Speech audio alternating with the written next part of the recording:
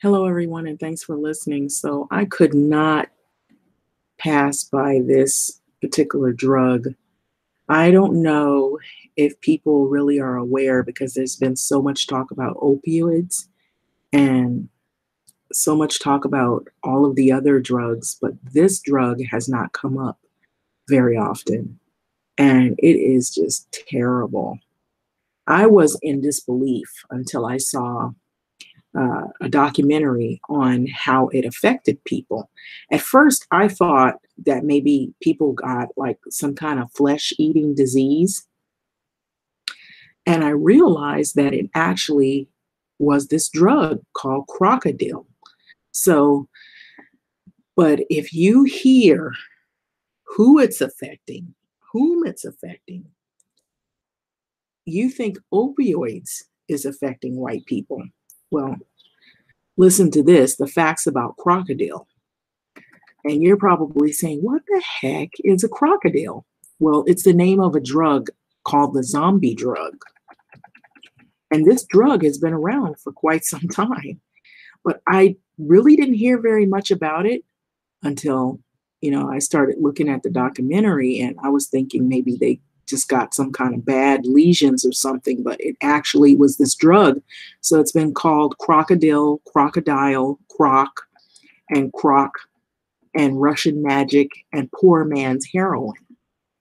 And you'll see why.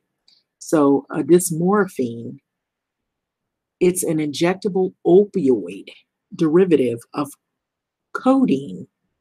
It's on the street and it's sold online. And this drug, I just gave you all of the street names. So the name crocodile is thought to either derive from the appearance of the user's skin around the injection site. And when you see what it does, it's just awful. So, which may become discolored and scaly, resembling a crocodile. So that's where they get the name crocodile, the zombie drug, or be in reference to what they call chlorocodile or a codeine derivative chemical precursor used in this morphine production. So crocodile is a Schedule 1 substance in the US, meaning its high abuse potential and no accepted medicinal use. Okay, so dysmorphine, it's a cheap substitute for heroin. So crocodile use has spread rapidly across Russia with at least 100, now listen to this, 100,000 people having injected the drug since 2011. Crocodile was reportedly first used in Russia in 2003 to 2012 and continues to spread to the surrounding countries in the Ukraine, also Georgia, Kazakhstan, some weird name, but it's foreign. Although the use is concentrated in the Soviet region, countries like Germany, Norway have also been reported cases of crocodile use as well. Crocodile is made of codeine and codeine-containing medications. In some drug markets where heroin is relatively difficult to obtain, people have turned to the alternatives, such as crocodile, as a heroin substitute. So crocodile is attractive to those seeking a euphoric high because it's cheap, relatively easy to make or obtain, produces a high similar to that of heroin, and it delivers a potent sedative and pain relieving effects in the user. So crocodile has a very fast onset from 2 to 3 minutes and lasts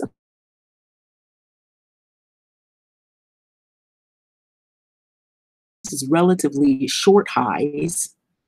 And various media sources have covered stories about the addictive individual or the people who are addicts of this, individuals who need this frequently. They need it frequently to administer the drug to maintain their high to avoid withdrawal. So it's so addictive that once they get that high, they want to keep that high. So they constantly pump this stuff into their veins. So Krokodil manufacturer users are said to be able to make Krokodil in roughly 45 minutes with codeine and a minimal equipment.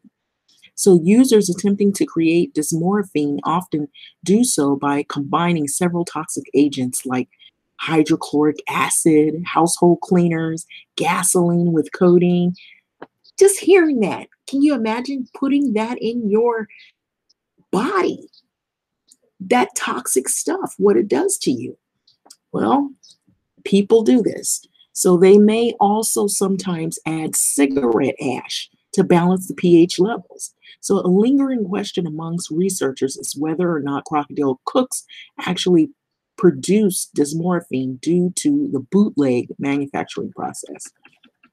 So the effects: skin infections, tissue infections, thrombophlebitis, which is an inflammation of the veins, skin ulceration, gangrene, necrosis, death of living tissue. This is what I told you.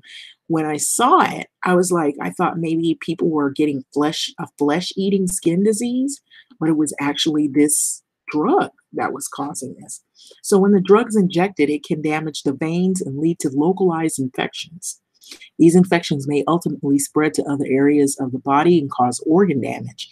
And parts of the body, such as the limbs, are badly infected. Doctors may need to amputate your limbs, perform a surgery on the individual. And because Krokodil is homemade opioids, the condition in which it is prepared can introduce a number of potential health risks.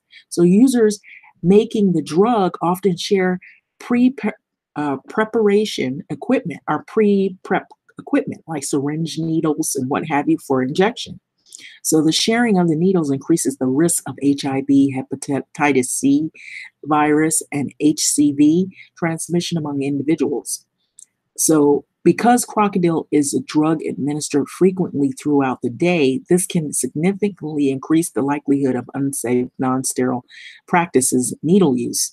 So even short-term use of Krokodil can lead to severe health complications and even death. Fatalities for chronic users are common within 2 to 3 years of the first dose, but even the first can be fatal in some instances. And so, why is it called the zombie drug? Well, Krokodil has been called the zombie drug by media. Most reports of the drug used by the media have shown addicted individuals who have gangrene and eschars, like dead patches on the skin of their body. So the skin Krokodil injection users can become black, gray, green, scabby, can flake off, resemble the skin of a reptile or crocodile at the site of injection. So there have been numerous sensational reports about the appearance of a crocodile in the U.S. or crocodile in the U.S. based on the small number of suspected cases of people who are addicted to this drug. So, however, the National Institute on Drug Abuse had not confirmed any case of Krokodil use in the country as of 2013.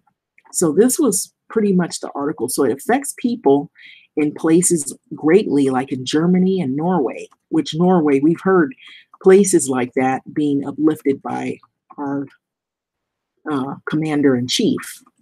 Well, looks like opioids alone, this derivative, is just as lethal as all the others that they tend to talk about a lot. And so I'm just going to show one picture, and I want you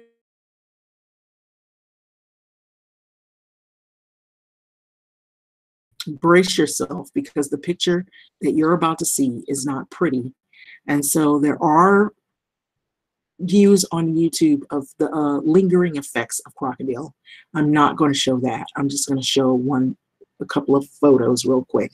It looks like the living dead. And so you see a few awful pictures here. But these are people who are heavily addicted to the drugs. They had to have their limbs amputated and whatnot. I'm going to quickly pan back. It's just disgusting. But I'm sorry to scare the heck out of people, but that is